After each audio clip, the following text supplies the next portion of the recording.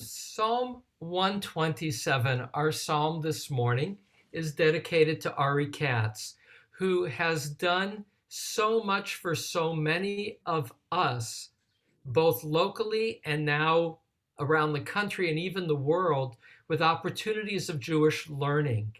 And that has been Ari's hobby, namely enabling Zoom learning, and before that, for 20 years, bringing to Orange County the greatest teachers of our community, both Jewish and non-Jewish. And so it's a treat, Ari, to say thank you and to dedicate our learning today to you. Psalm 127 is a short psalm. It's only 5 lines. It's a psalm that has a key theme. And the key theme is success in life ultimately depends on God's blessing. And that will link two different sections of the psalm. First two verses that will deal with human diligence. Despite all hard focused effort, at the end of the day, success is a blessing that goes beyond your own efforts. And then verses 3 and 5 focus on progeny and the blessing of children. And there too, how not only having children, but your relationship with your children is also a blessing that is from beyond. I look to, just to give context, our format will be reading the psalm, going back to look carefully at the artistry of the weave, and in that light, also pointing out ambiguities in the psalm. In terms of poetry is double entendre, and there's a lot of that in this psalm. And then ultimately asking, how is the psalm relevant? And I have two stories with which to end, and then some sharing.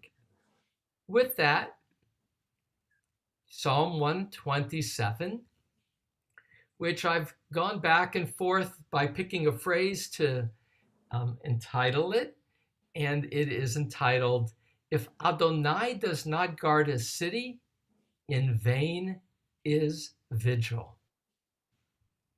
The Song of Ascents for Solomon. If Adonai does not build a house, in vain its builders labor on it. If Adonai does not guard a city, in vain is vigil of a guard. In vain for you, early riser, who sits up late, who eats the bread of nervous toil. Such God gives to God's beloved sleep. Behold, a bequest of Adonai are children. A reward is fruit of the womb. As arrows in a hand of a warrior, such are the children of one's youth. Happy, Ashrei, is the person who has filled a quiver full of them. They will not be shamed when they speak with their enemies at the gate. So this is one of two psalms that have in the opening the identification of Solomon. It's true also for Psalm 72. And yet the classic Jewish medieval commentators, Rashi, Ibn Ezra, Radak, attribute this psalm to King David, writing it for his son Solomon to guide him on his life and on parenting. In that regard, this psalm, unlike many of the psalms, is not a prayer as such. It is instead a wisdom teaching. Now, the attributions, in this case, Song of Ascents for Solomon, those attributions, the Song of Ascent, we know are 15 psalms, 120 to 134, is added later. by the, it's not clear, but it seems to be by the organizer who put these 15 Psalms together. So why for Solomon? Some will say a song of ascents about Solomon. Why Solomon? There's at least 4 different reasons as the psalm will unfold. One is this is a wisdom teaching. Solomon is known for wisdom. And even more dramatically, Solomon received his wisdom while sleeping. That's the story in the first book of Kings, chapter 3, in which, while asleep in a dream, Solomon is asked what he wants. He says wisdom. And so this psalm in verse 2 will refer to sleep and is about wisdom. Second dimension, and that is at the very opening. Im Adonai lo yivne bayit. If Adonai does not build a house.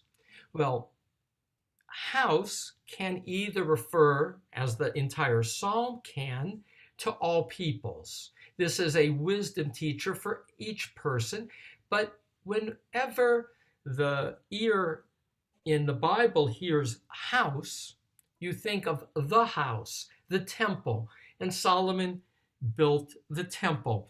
Third dimension, verses 3 to 5 deal with progeny. Solomon must, we understand, have had many children. He had 700 wives and 300 concubines, at least much opportunity for progeny. And last, there will be a word play here in verse 2, and that is who eats the bread, I translate, of nervous toil, but that can also be translated, Martin Cohen, for instance, does, as the bread of idolatry. And this difficulty, this rejection of the person who works so hard in verses 1 and 2, is understood as the punishment of idolatry.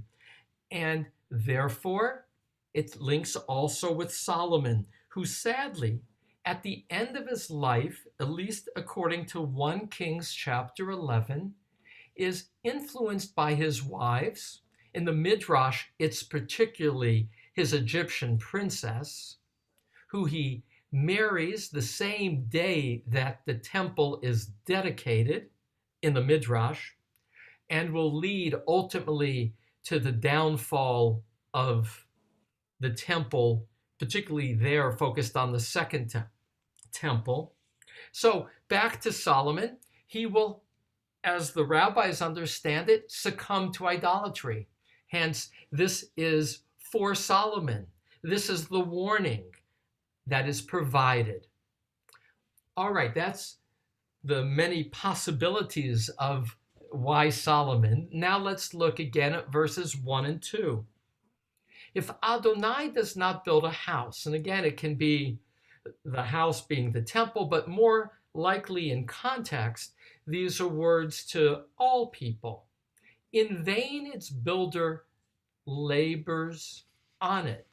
If Adonai does not guard a city, in vain is vigil of a guard. So whether building a house, which can also be translated as home, or needing to feel safe, ultimately, there's a need for God's blessing. And now, verse 2 is the person who is diligent. Here it shifts to talking directly to such a person. In vain for you, early riser, who sits up late, who eats the bread of nervous toil. As I mentioned, this word ha'atzavim can refer either to idolatry. The notion of it being sorrow is Genesis 3:17. The Garden of Eden after the fall, in which Adam has eaten from the forbidden fruit. God says, using this same word, root, ha'atzavim, you will only draw the crops by the sweat of your brow. You will eat it, but eat savon, in sorrow. Adin Steinsaltz will say in relation to who eats the bread of toil, that the person will be so self-consumed with planning and worrying that they will not be able to enjoy their food.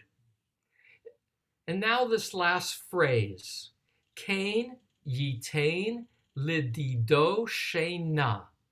That phrase, Jewish Publication Society will have a little footnote and say, Hebrew uncertain. There are two different ways that last verse can be translated. One is, like in the King James Version, he giveth his beloved sleep. So in contrast to the person who is struggling, who is nervous, here the person who is faithful to God gets a good night's sleep. The other way to understand it, and that's also true not just for King James Version, it's true for the Septuagint, the Greek translation of the Bible, the Vulgate, the Latin translation, which is what the King James Version used. But most of the classic Jewish commentators will understand it differently. Some will understand it that way. It's possible. Again, it's ambiguous. But most will understand it that God will provide as much for his beloved as they sleep. So such God will give yitain to his beloved sheina when he sleeps. And that is linked to Proverbs 10:22. Birkat Adonai hi ta'ashir, the blessing of God to make somebody successful, wealthy, v'lo yosif atzev imo, and will not increase toil or suffering with him. So that ultimately it is only due to God that one is successful. So in contrast to the first, if this is A, B, and C, 3 clauses of 2, the one who is working hard, who's not able to enjoy food, in contrast to the righteous, they will get that same success while they're sleeping. They don't need to work so hard for it. And so again, ambiguity. I shared this poem in my introduction by Elizabeth Barrett Browning called I'm always delighted to see how Psalms, both in the Jewish tradition and in the Christian tradition, continues to ripple forward, to impact a way of seeing the world. And just the opening stanza of that poem, Elizabeth Barrett Browning, 1806 to 1861. Of all the thoughts of God that are born inward into souls afar, along the psalmist's music deep, now tell me if that any is, for gift or grace surpassing this, he giveth his beloved sleep. Now, here's an interesting word play. The word lidido, first of all, can refer to Solomon. For in 2 Samuel chapter 12, verse 24, Bathsheba calls her newborn Shlomo, Solomon, but Nathan the prophet calls him Yedidia, this same word. So for those who read this psalm as for Solomon, so God gives to Yedidia, to Solomon, sleep. For Radak, that can also refer to the Messiah. As medieval Jewish commentators read many of these psalms, these are promises for the future, in which Radak is living at the time of the Crusades, and he says, ultimately, there are these different nations vying, different religions fighting for Jerusalem. Ultimately, it will be given to the Messiah to give the Jews, and the victory of the Messiah is so assured for Solomon that he's able to sleep and wait till he's called by God. So that'll be the Radak commentary, pointing not just to Solomon, but to the Messiah. And Radak will also point out that normally in Hebrew, Shena ends with a hey, not with an aleph, and he'll say that really doesn't matter. But Rashi does something interesting. The master teacher of the 11th century, he will say that the word ledido, which here is often translated as beloved, is actually from the word linaded, minaded, which means to banish or wander. And he writes in his commentary, Rashi, the Holy One will bless with sustenance those who banish sleep from their eyes in order to engage in Torah. So, kain yitain, so God will give to those who banish sleep. I spent 2 years, some of you know, studying the Jewish tradition and sleep. So I'm fascinated by this topic. This is one of those examples of the rabbis not honoring the importance of sleep, but seeing sleep deprivation to study as a good. We'll bracket that just again to share how the commentators can choose much possibility of commentary. And now the shift, the verses 3 to 5, the shift to the blessing of children, with the same, again, thread through it, that children too are a blessing of God at the end of the day. Not that it's not a partnership. The rabbis will say of the birth of a child that there's 3 partners, the mother, the father, and God. To have a child, you need a partnership. And so, just to back up with verses 1 and 2, the Meiri, the great French, Spanish, Northern Spain commentator of the late 13th century, the Meiri, as an aside, is the first of the rabbis who is prominent living among Christians to say that Christianity is not idolatry, that the Trinity is not idolatry. In contrast to Maimonides living in Islamic societies who will define Christianity as polytheism. So Meiri, here's a quote of Meiri, that important commentator. He says, even though effort is good, one should not depend on his effort or attribute his achievements thereto. And so now verses 3 to 5, clearly it's about partnership, but success depends on God. Behold, a bequest of Adonai are children, a reward is fruit of the womb. And here too, Rashi will understand the children being referred to as your student. So there is a folk kind of quality that if a person, a man, this is focused, frankly, this is about men, 3 to 5, that if a man has children in the vigor of one's youth, one's children will be more vigorous than later. So that is also kind of a background to this theme.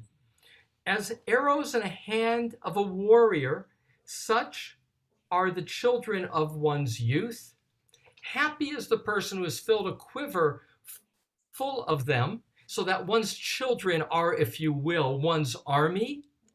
They, who's the they? The they is the father and the sons. Will not be shamed when they speak with their enemies at the gate. What does that mean at the gate? 2 possibilities. At the gate is where there was public hearings. If there was a dispute, you would go to the elders at the gate. And some commentators would say if you're accompanied by your sons, you have greater standing in your old age. Others say it's at the gates that an enemy attacks a city. Your sons are your army to protect you, either figuratively, metaphorically, or literally to defend a city. So some last comments on structure, and then I'll come back to 2 stories. Structure. What is the inclusio? A very unusual inclusio or bracketing. Verses 1 and 5 share in common the sound of the shin, sh, 5 times, both of them, 1 and 5. Unusual, more than coincidental. Also, there's a structure of no, yes, yes, no. Verse 1 has the word no, right? You not guard, if Adonai does not guard a city. Verse 2 now has the word yes, translated here as such, Cain. And now verses 4 and 5 flip that. You get Cain in verse 4, such, or yes. And then verse 5, you get the not again. So that's a chiasm, A, B, B, A. That's built into the structure of the psalm itself. And there's a word play. The beginning of the psalm deals with bonim, building. The end of the psalm, the verses 3 to 5, deals with banim, children. Bonim, banim. So that's another piece of cohesion in the psalm itself. And now 2 little stories about how the psalm resonates.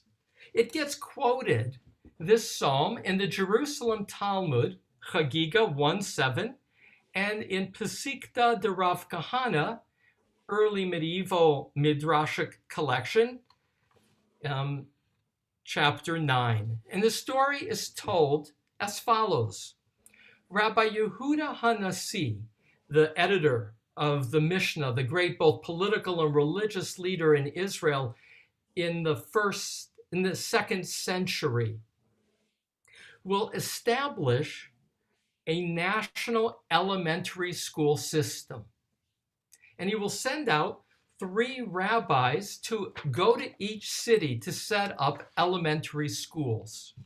And as it is told in these rabbinic tellings, the 3 representatives will say to the elders of each of the cities, "Bring me your guards."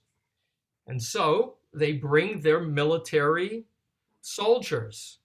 And the rabbis will say, "These are not your guards. These will not protect you." And then they will quote this psalm and say, "Your teachers are your guards. For your teachers will bring God's protection as merit for the fidelity of their students and the Torah they have learned." So that's one use of this image of your guards, this opening. If Adonai does not guard a city, is in vain. In vain is vigil of a guard. Here's a little aside in that regard. As part of my mailing, I shared with you the symbol of Edinburgh, Scotland, in which this was the motto since 1647. And the motto on the arms of Edinburgh is, "Without the Lord, in vain," or "all is in vain." I will add as an aside, this is from Wikipedia, Edinburgh Napier University tweaked the motto to "Without knowledge, all is in vain." So they took out the God part. The way it was written initially, and still is the motto is "Without the Lord, all is in vain." But there you go. That's how this psalm continues to resonate. I also shared in my introduction to the psalm this Yiddish expression, man plans and God laughs, that Public Enemy, a hip hop band, has a album with that about 5 years ago. The lead of Public Enemy says that he watched a documentary about Julius Erving, the basketball player, in which Julius Erving talks about his brother dying too early. And then he quotes the Yiddish expression in English, "Man plans and God laughs." And that's how it found its way into hip hop. So there too, that's the key theme for this entire psalm, that effort is important, But whether at the end of the day you're successful or not goes beyond your own efforts also. Which reminds me of my closing story of my teacher, Rabbi Simon Greenberg. He was my homiletics professor. He was my teacher for speech making, a class that I shared with Rabbi Artson and others. I will add, neither of us got the homiletics prize in that class. Just tease us. And Rabbi Greenberg, when he turned 90, which was a big deal 30 years ago. 30 years ago to turn 90, he was literally interviewed as part of a study of how somebody remained vibrant at the age of 90. And in honor of turning 90, he gave a talk to, he had been a teacher for so many rabbis.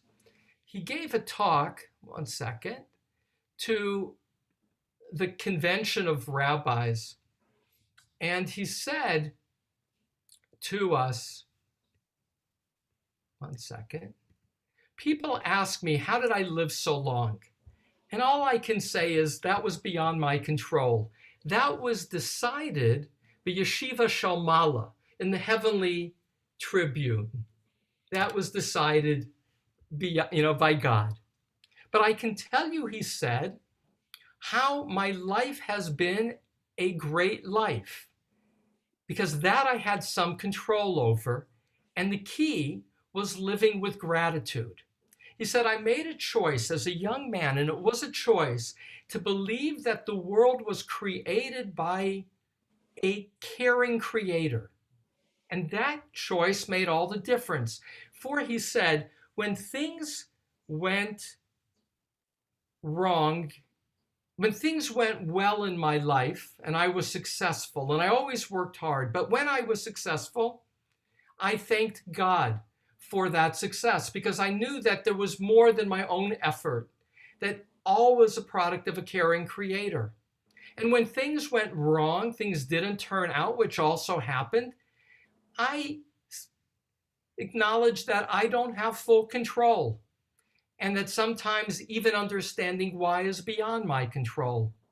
And then he added, for people who think that all their achievements are only due to their own efforts, that can lead to arrogance. And it can also lead to cynicism. For when things don't go well, it can lead to seeing the world around them negatively, as if it was undeserved what happened to them. It can lead even to nihilism, the sense that life isn't worth living. But for me, it was the choice I made to believe in a caring God that allowed my life to be infused by gratitude. And it was that gratitude that has given me a life of quality. And so that, because I really loved Rabbi Greenberg, made a big impression on me. I heard him say that in my last year of rabbinical school, and it stayed with me. That's clearly the theme of our psalm today. If Adonai does not guard a city, in vain is vigil. For at the end of the day, our effort matters, but does not dictate the outcome of our lives. And Psalm 127 is an expression that cultivates gratitude. That when things like the children, I'll add, I mentioned in the beginning that this is not only about having children, it's about your children going to the gates with you to speak to the elders, meaning it's about cultivating a relationship with one's children of that quality of closeness. There too, the rabbis will acknowledge that no less than King David will have sons who will rebel against them, or Abraham and Isaac will have children, and Jacob as well, with conflict. So the rabbis will say even good parenting is not always a guarantee, and yet it's necessary to try and give best efforts, and then hopefully to celebrate with gratitude for all who have helped, including God. With that, I invite some of your reactions to Psalm 127 and my sharing. Um, Ari, I want to pause again to say you have given much effort to enable the Community Scholar Program to succeed. And for us, I imagine everybody here on the screen has benefited, has been enriched by it. Um, would you like to share a reaction to Psalm 127 now, or would you like to do it after some others share? No, I'm happy to share a bit. First of all, thank you and for the honor and recognition. I appreciate it. I do believe that CSP has succeeded in a partnership between me and a power bigger than me. I know many of you are donors, so it includes donors and supporters, but um, there is something to the essence of the psalm in that regard. But I'll focus on two things. First of all, children, since now I have four of them. I thought I'd only have two, but I got remarried and I have four. Uh, there was a little bit of a patriarchal bent. You deftly translated banim as children, but it's definitely a focus on boys. So I think my girls would read this in a different way than you've read it. But I think the blessing is to have boys, not girls. My blessing in my life is I have four children, two older girls and two younger boys. They both are at a point in life where they're driving me crazy in different ways, but I'm happy to have a larger family. And the psalmist is right. It's probably better to have them when you're young, because I've had the two boys when I'm older, so I'm much more tired at night and early in the morning. So a relevant psalm for me today. I appreciate it. Thank you. You're welcome. Other other thoughts or reactions to Psalm 127 as you heard it this morning? Go ahead, Julia. Well, I like the midrash about teachers as guards, as a teacher myself, and I definitely eat a lot of the bread of nervous toil. So I appreciated that phrase, as well as the sense that perhaps it's not for vain if I'm nervously toil to teach, so nervously toiling to teach. So I'll say a word about the choice of that translation. I chose it with, again, the translators kind of divided between it being toil, all relating to that verse in Genesis, where JPS translates it there as sorrow. And many people will use, with sorrow you eat. But the context is labor, both in Genesis and here. And in modern Hebrew, atzabim are nerves. So Benjamin Siegel, the translation I like so much, will translate it as anxious toil. I chose to translate it as nervous toil. First, it was with nervousness as the contrast to sleep. So there's a choice in this psalm with that last phrase about sleep, and that is here, the first part of the psalm deals with the fact that somebody who gets up early and works late is still not successful. And so that's what leads the rabbis to read the last clause as saying, you don't even need to try. You can be sleeping and God will give you the reward. Don't be nervous. In contrast to the other way of reading it, which is your reward will be sleep itself. So the word atzavim, nervous toil, is the nature of the creative process. Whether teaching students or preparing a CSP event, we all pay a price with anxiety and nerves, and that's part of the creative juice as well. Any other comments or thoughts about Psalm 127? Let me read to you. I'm waiting for a hand. Ahuva has a Ahuva. comment. Ahuva, our Bible scholar. Go ahead, Ahuva. And then Arnold. And then I'll pull it together with a little bit of Public Enemy. Go ahead, Ahuva. Yeah, I would like to talk about Oh, and Hal. the verse 4 interests me, that it's like the arrows, they fly so fast, like children that grow so fast. Mm. And then 5, happy is the man who has his, what you call it, the quiver. Yeah, where the arrows are kept. The word is yevoshu, which usually would be translated as ashamed. They would not be ashamed when they talk to the enemies. It doesn't make sense to me. What's the connection between being ashamed and talking to the enemy?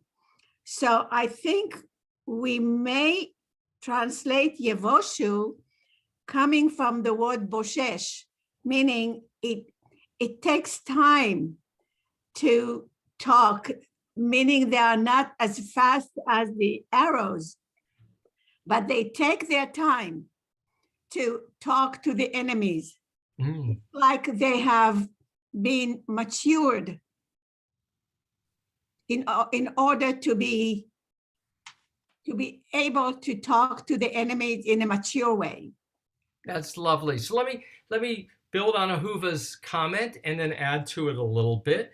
She sees as children in verse 4 being compared to arrows as moving swiftly, and that's contrasted in verse 5 with this quality of being able to slow down in talking to one's enemies, which is a more mature, a grown child, an adult perspective. So boshesh from Yevoshu, like Moses, who boshesh, who hesitated on the mountain. Here's some added to that, some classic commentary, and that is 127 is seen as instruction of parents for children, which is to say, when you train your children well, this is a flip Ahuva of what you're sharing or related, your children will be like arrows, meaning you will have the capacity to direct the direction in which they will go. And some of the power of the release of the arrow, that's part of the arrow's direct power, will retain by your children. So that's, again, a classic commentary, so that King David is telling Solomon about parenting. No, you will impact on your children, not unlike the release of an arrow. And in regard to verse 5, in terms of being ashamed, the last phrase, Ki yidabru et oivehem, I translate, when you speak with them at the gate, will also, the word yidabru will also be translated as when you confront your enemies, because that is in other parts of the Bible how it is used. Thank you, Ahuva. Hal, I see your hand. Yeah. There was another hand that I had acknowledged before, and then Hal with the last word. Who did I say? Well, go ahead, Hal. Oh, I just want to say that that Julia Lupton is one of the greatest teachers I have ever known, and her inspiring work on Shakespeare is just remarkable to me. And myself, having been at Princeton in the 50s, where there was not a single woman on the faculty, she has been a revelation to me, and she and you together are just inspiring every day. Thank you. That's all. Hal, thank you. That was so sweet. I've loved learning with you over the last 5 or 10 years. So that's really sweet. Well, I just delight in both of you, each of you as literature professors, and so much to our learning. And Hal, since we're honoring Ari Katz today, know that Ari is also a Princeton alum, which means good things come from Princeton, New Jersey. New Jersey. So to pull together Psalm 127, I can't help but smile over how this theme of man plans and God laughs, which is to say, ultimately, we don't control outcomes, found its way into hip hop in recent years. Here's the opening of that. Goddamn damn man, man laughs at God's plan. God laughs at man's trash. Man plans, God laughs. Let it be what it is. Fight the power for the kids. So I am delighted to see the ripple effects of Psalms across time. I am delighted by the ripple effects of our study in light of your comment, Hal, praising, as I would echo Julia as a teacher. One of the ripple effects of this class is Julia and one of her colleagues has now begun to teach Shakespeare as applied to life in a series of kind of Zoom calls. You can check in with Julia, or Julia, you can put on the chat the link to do that, which is a ripple of our study. I want to say, Ari Katz, your classes have rippled forward not only with my being aware of the importance of honoring others, but with so much that I have learned because of what you have enabled.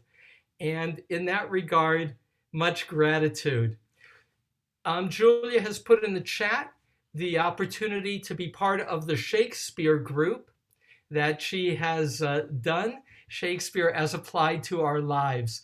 And the goal of all our teaching of Psalms is to apply the Psalms as well to our lives. Tomorrow is Psalm 128. Happy is each person who has awe of Adonai.